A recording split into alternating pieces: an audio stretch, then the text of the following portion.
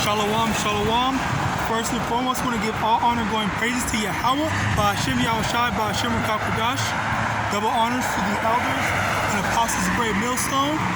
Shalom to mighty Akim and Akbal out there who are diligently waiting to be delivered from this final captivity. And today, just going to try to flow through the spirit, try to beat the flock. All right, so, today I saw a video, okay, and in that video, what happened was the person, it was a Jake, he was saying that, oh, my dad wants me to take over his company and whatnot. Basically, I didn't want to do it, and I want to go and start my own, do my own path and whatnot. I don't want to, go after what my father did. And what I believe that is some of the dumbest things that you can do. How are you going to be like, oh, I don't want to take over my parents or fathers, in this case, company, when they built that up? They built it up for you to have a future. They built it up for you to be able to live comfortably, all right? For you to be able to live comfortably, and you just want to say, okay, well, I just don't want to do that. I don't want to take over. I don't want to have it. So I'm just going to go find something else to do. Like you are making your life a lot harder, especially in Babylon, where so many people, especially Jake, struggle to not only find jobs, but to have something of our own. Okay, let me get a precept. 2 Corinthians chapter 12, verse 14. Behold, the third time I am ready to come to you, and I will not be burdensome to you, for I seek not yours, but you. For the children ought not to lay up for the parents, but the parents for the children. The parents are supposed to lay up and have stuff set up for the children, so the children can live comfortably. How many households are there where the parents are in poverty, they can't provide for their children, and then when it's time for the children to go live off on their own, the children can't make it because, oh, the parents couldn't provide them with anything, okay? And then now you have freaking people, it's like more like Babylonians, okay, saying that, oh, I don't want to take over my father's company, I don't want to take over, like, if they own something, okay, because again, like I said, owning something is not something to take lightly. Yes, a lot of people have owned their stuff, but how many own, not even just successful, but things that are able to keep you afloat, okay? So for you to just take that for granted and say, oh, I don't want to take over, I just want to do my own thing, that comes from the liberation spirit, the I want to be free spirit, okay? Which it's initially instilled into the women with the whole feminist thing, okay? And that's a whole big other topic, okay? Because let me actually get into that, because the whole feminist movement, a lot of that, it's all for population control, okay? Which is this society pushes that overpopulation is a big thing, when in actuality it's not the thing. It's just the fact that most of the people are crowded into these like small places, like apartments and whatnot, okay? People are not supposed to be living that closely together, that they're all cramped in together like sardines, okay? But you have these people with mansions and just way more land than they will ever need necessary, all right? But you can't spread out the thing and let people have some, okay? Because there is so much land in this world that's just going to waste, and you see them all, oh, I want to build this whole complex, or I want to build this plaza, I want to build this, that, and the third, all right? It's just a wicked notion for them, okay? So, and another thing is abortion, okay? The abortion thing was made by this one woman, this one Cheetahite. She was saying that, I forgot exactly what she said, but it was something along the lines that we need to get rid of these, filthy dark skins. Okay, but like, abortion was made in order to kill so-called black babies. All right, it wasn't made for that. And the only reason why they have that law now is because they realized that a lot of their women were going to get abortions. Okay, and it was killing them off in return. Okay, and that's the big cause to this whole abortion fiasco that we went through right now. All right. Let me get this. Another precept going back into the whole laying up for your children. Luke chapter 12, verse 16. And he spake a parable unto them, saying, the ground of a certain rich man brought forth plentifully. So there's a rich man, okay? He has nice fertile soil, all right? Verse 17, and he thought within himself, saying, what shall I do, because I have no room where to bestow my fruits? And he said, this will I do, I will pull down my barns and build greater, and there will I bestow all my fruits and my goods. And I will say to my soul, soul, thou hast much goods laid up for many years. Take thine ease, eat, drink, and be merry. So, how are you going to just build all this stuff up? You have all these foods, all these goods, and whatnot. You have all this wealth. Okay, so who's gonna enjoy it if not for the person who laid it up? Okay. Because let's go down the very next verse 21. So is he that layeth up treasure for himself. Verse 20. But Yahweh said unto him, thou fool, this night thy soul shall be required of thee. Then whose those things be which thou hast provided? Okay. So he laid all this stuff up. He had a bunch of goods and stuff like that prepared for him to just straight up enjoy his life and not have to work for the rest of his life. But then he immediately after he prepared everything, he died. The Most High just took his life from him. Okay, so then if he didn't have any kids, where does the stuff go? Who's supposed to enjoy all the hard work that the person put into? Okay, that the rich put into. Okay, especially. And again, like I was saying, it's the whole liberation spirit, and which also leads into this other precept. Proverbs chapter 16, verse 18. Pride goeth before destruction, and an haughty spirit before a fall. Okay, pride goeth before destruction, as in these people are so proud. They want to. It all comes into the whole, I want to do myself weird. This is the country, the land of the free. Not when, in all honesty, this isn't the land of the free. We can't do what we want. We don't have the actual freedom. We're tied down to a lot of things, and one of the main things is, if you don't have money, if you don't have like your own mansion, your own wealth, your own business, you have to answer to someone else. You have a landlord that you have to pay bills to. You have to pay electricity. You have to pay water bill and whatnot. Okay, you have to pay to get food from the grocery stores. You don't own anything. You don't own anything. This is not freedom. All right, that's a concept that they're trying to sell you. All right, don't be blinded to this, to these lies. All right. Wake up to the truth. All right, and again, it's another thing. It's another thing to remember is they think that okay, I want to do it myself. I can do it myself. I have the power to make the change to my own life, rather than trusting in what you have, or trusting in asking for help. Okay, because and that's another thing. Asking for help is a very taboo, quote unquote, thing. People don't want you to ask for help. Like if you are poor and you ask for help, you have to be very humble. Like if you are if you were like middle class or something like that, then it's a shame. You hide your face so people don't see you.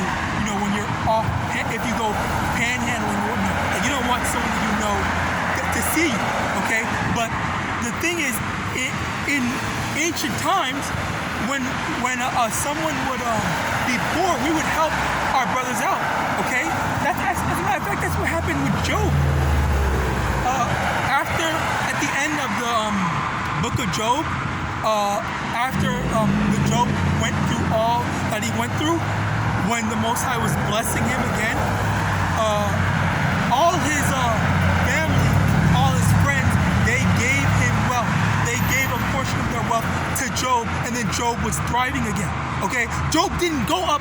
He was blessed before at the start of the story, and then after the book of Job, he was blessed again by the Most High commanding people give Job the X portion of money, and then he became, he got a new woman, he got a new wife, he got new kids and whatnot. So all of that, I want to do myself, I want to build up my own stuff, like that is pride. And as it says in Proverbs 16 verse 18, as we read before, pride goeth before destruction. Okay, if you think that, I can take care of me, I can handle anything, I'm the big man or whatever, then you have a rude awakening. All right, let me get this. In Obadiah,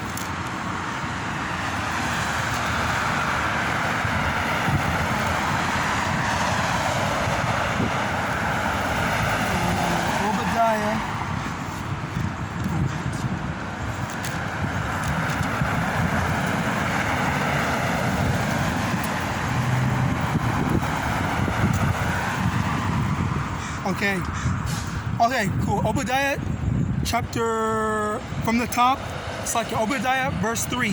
The pride of thine heart hath deceived thee, thou that dwellest in the clefts of the rock, whose habitation is high, that saith in his heart, who shall bring me down to the ground?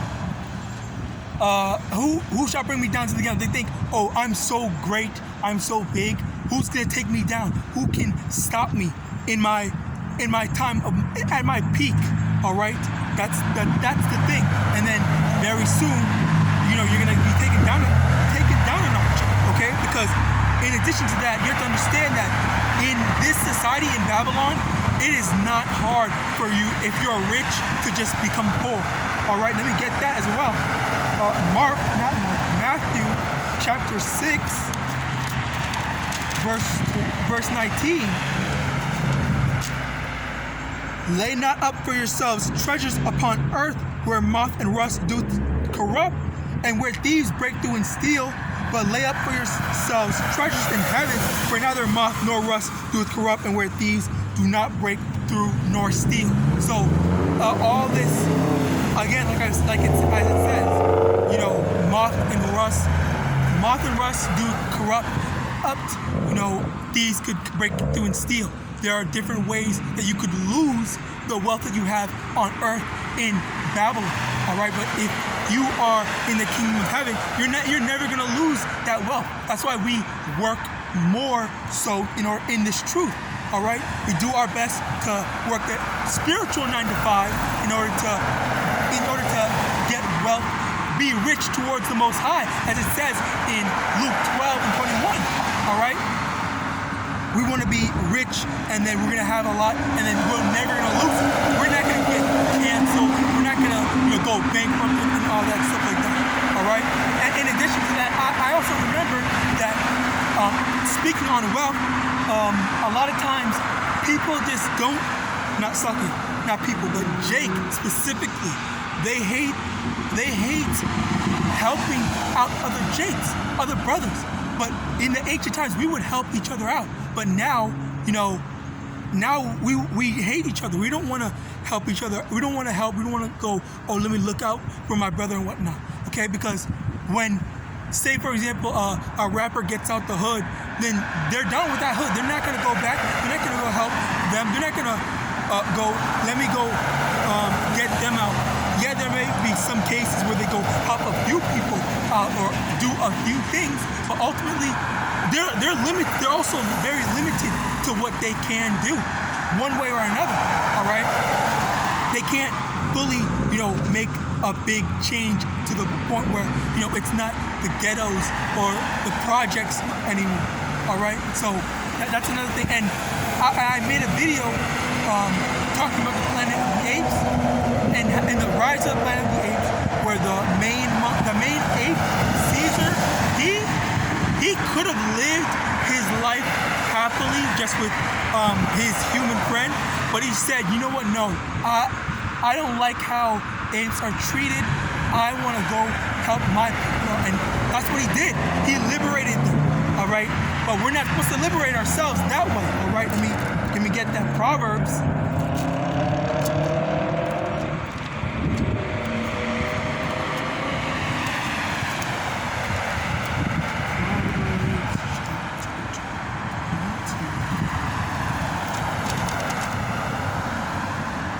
Proverbs chapter 20, verse 22. Say not thou, I will recompense evil, but wait on the Most High, and He shall save thee. Now, what I do acknowledge was what Caesar did in Rise of the Planet of the Apes.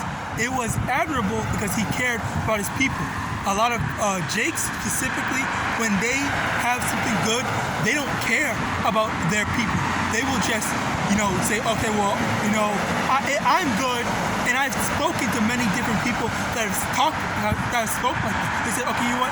I'm good. I'm just gonna worry about me, and then whatever else happens, that's not for me to worry about. Okay, but it's just them. It's a lookout for number one. All right, that's what it was. And for Caesar to, be like, you know what? No, forget that. I don't want to just live for me. I want to go help out my people, and that's a very admirable thing. And we need to have that same mentality. All right, but again, it's not for us to go, let's go take up arms. Let's go, gun down these whatever and whatnot. I'm not saying to do that. As a matter of fact, I'm telling you, don't do that. All right. I'm telling you, don't do that, because let me get Revelation 13.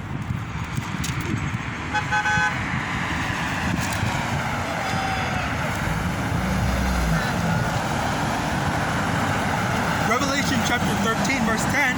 He that leaveth into captivity shall go into captivity. He that killeth with the sword must be killed with the sword. Okay?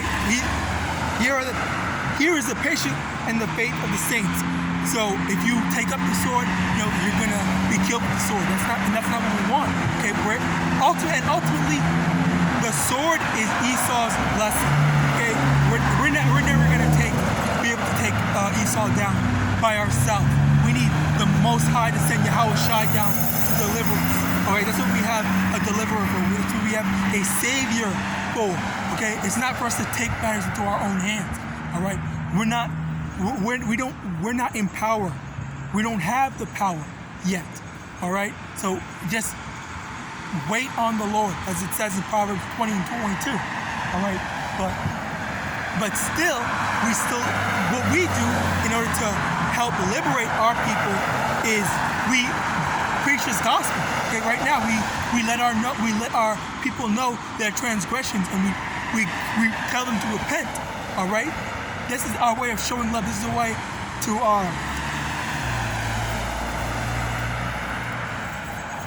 way to correct them. John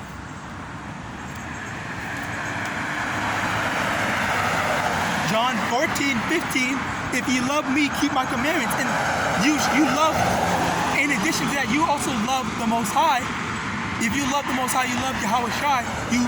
You follow what they say. Okay? This is how we love. This is how we're supposed to love one another. This is how we're supposed to love our power. All right? He loved us, that He had mercy on us. We went off time and time again. Okay? We just bugged out. We were completely bugged out, and now only 1/3 of us. Okay? You are the chosen one if you're able to receive this word. All right? That's a beautiful thing.